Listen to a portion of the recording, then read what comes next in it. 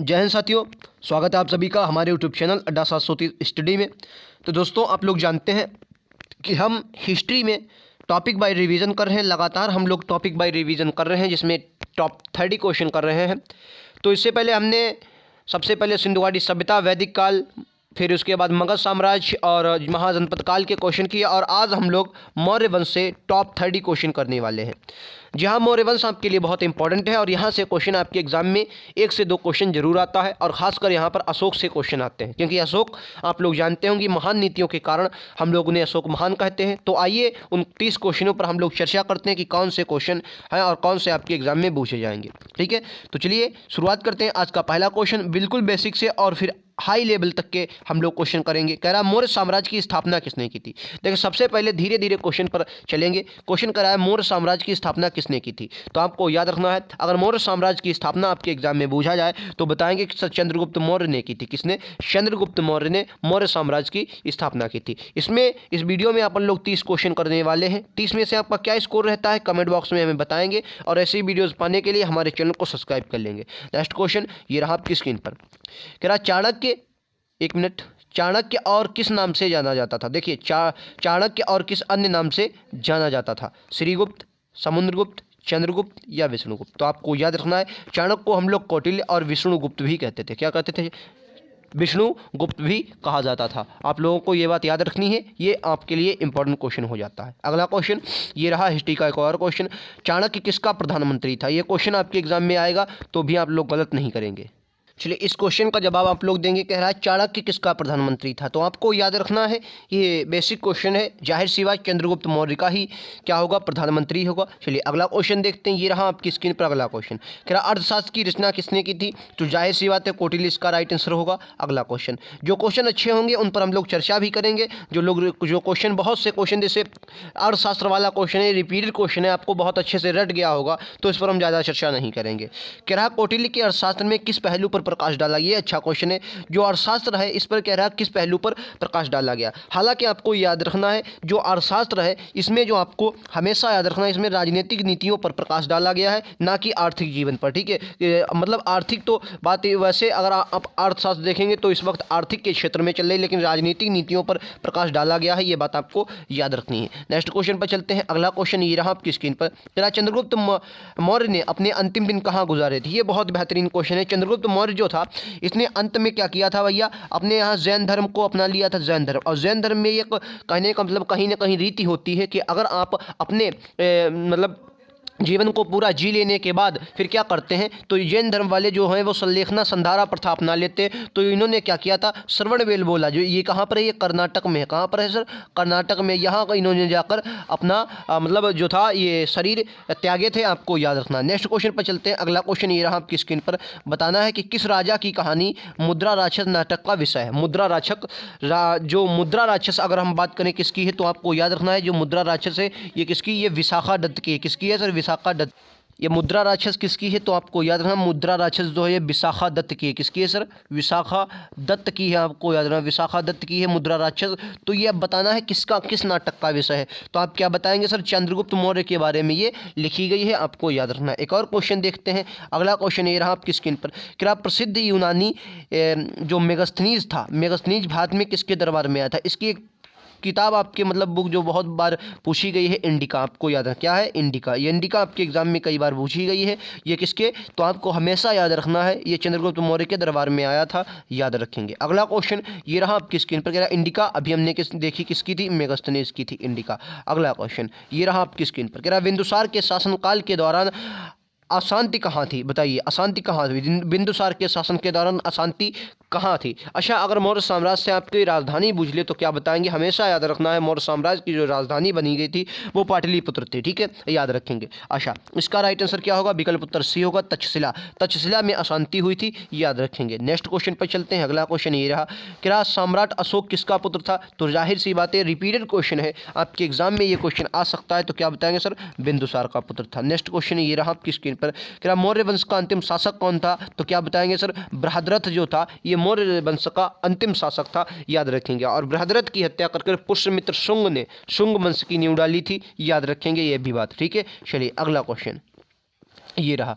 क्या निम्नलिखित में से वह व्यक्ति कौन था जिसका नाम देवनाप्रिय प्रदर्शी था? देखिए जो अशोक है, अशोक को अपने अभिलेखों में देवनाप्रिय ही बताया गया, यानी कि देवों का प्यारा ही बताया गया। बहुत से सिर्फ 4-5 अभिलेख हैं जहाँ पर इसको इसके नाम और देवनाप्रिय दोनों मिला है। अशोक भी इसका नाम उल्लिखित है, लेकिन ज़्यादातर अभिलेखों में इसे देवनाप्रिय कहा गया है। ये बात आपको याद रखना है, ठीक है। चलिए अगला क्वेश्चन ये रहा आपकी स्क्रीन पर।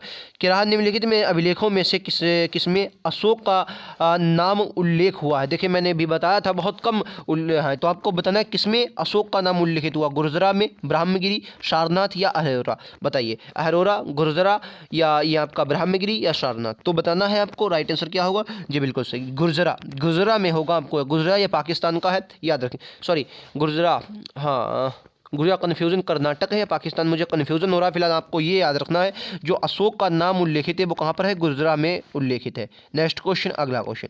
क्या कलिंग युद्ध का विजय तथा जो कलिंग युद्ध है इसमें जो विजय है, इसकी विजय के हमें कहाँ पर वर्णन मिलता है? देखिए कलिंग युद्ध की अगर बात करें तो 13वें शिलालेख से इसकी हमें जानकारी मिलती है। कहाँ से? 13वें शिलालेख। अच्छा, पहले शिलालेख में क्या इसमें पशुबलि की निंदा बताई गई, मतलब पशुबलि की निंदा, पशुबलि मतलब पशुबलि की निंदा, ठीक है, मतलब पशुबलि इसमें निषेध बताई गई, ठीक है।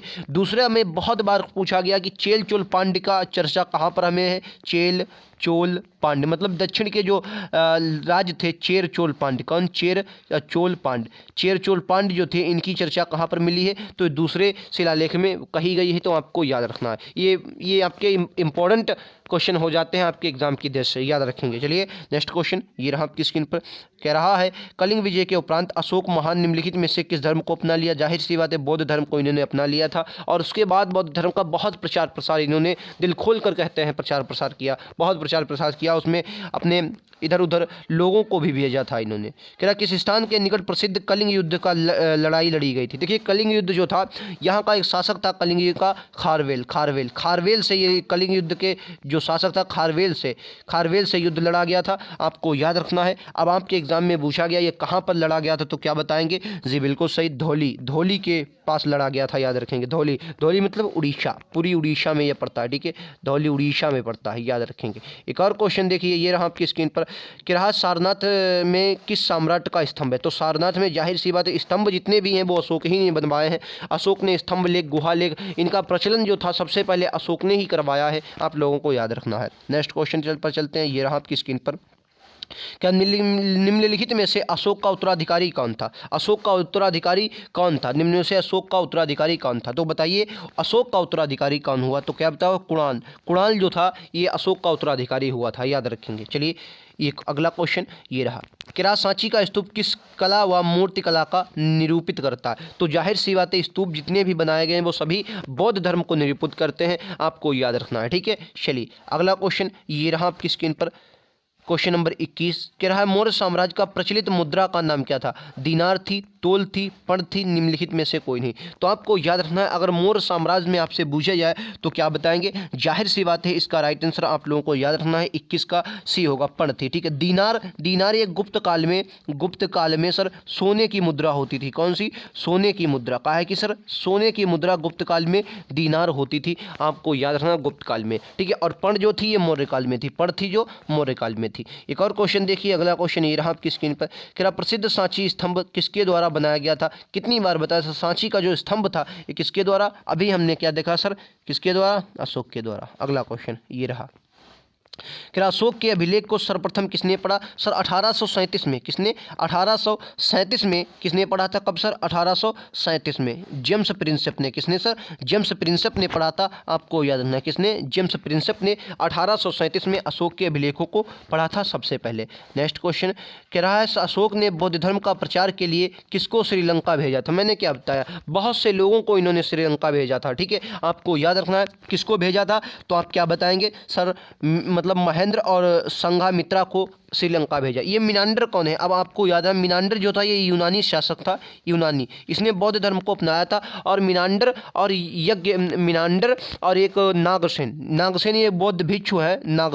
नागसेन कौन? नागसेन। इनके बीच वार्तालाप का उल्लेख जो है वो एक पुस्तक है मिलंदपोह में मिलता है। उसमें नागसेन और मिनांडर के बीच वार्ता का उल्लेख मिलता है। मिनांडर एक यूनानी शासक था, आपको याद रखना है, ठीक है। चलिए अगला क्वेश्चन कह रहा है अशोक के किस बौद्ध साधु को प्रभावित होकर मतलब प्रभावित होकर बौद्ध धर्म अपनाया था, मतलब किससे प्रभावित होकर बौद्ध धर्म अपनाया था ये आपको बताना। तो किससे? उपगुप्त से। और बौद्ध धर्म की जो शिक्षा ली गई थी वो अशोक के द्वारा वो उपगुप्त से ही ली गई थी, ये भी आप लोग याद रखेंगे। चलिए अगले क्वेश्चन पर चलते हैं। ये रहा कि कलिंग युद्ध किस वर्ष हुआ था? तो जाहिर सी बात है इसका राइट आंसर विकल्प उत्तर ए होगा। कब सर? 261 में हुआ था। कब? 261 ईसा पूर्व में कलिंग युद्ध हुआ था, याद रखेंगे। ठीक है, चलिए अगला क्वेश्चन ये रहा आपकी स्क्रीन पर। क्या होगा राइट आंसर? क्या मौर्यकाल के दौरान शिक्षा का सबसे प्रसिद्ध केंद्र निम्नलिखित में से कौन सा? सर तक्षशिला था। ठीक है, तक्षशिला था, याद रखेंगे। बेहतरीन क्वेश्चन।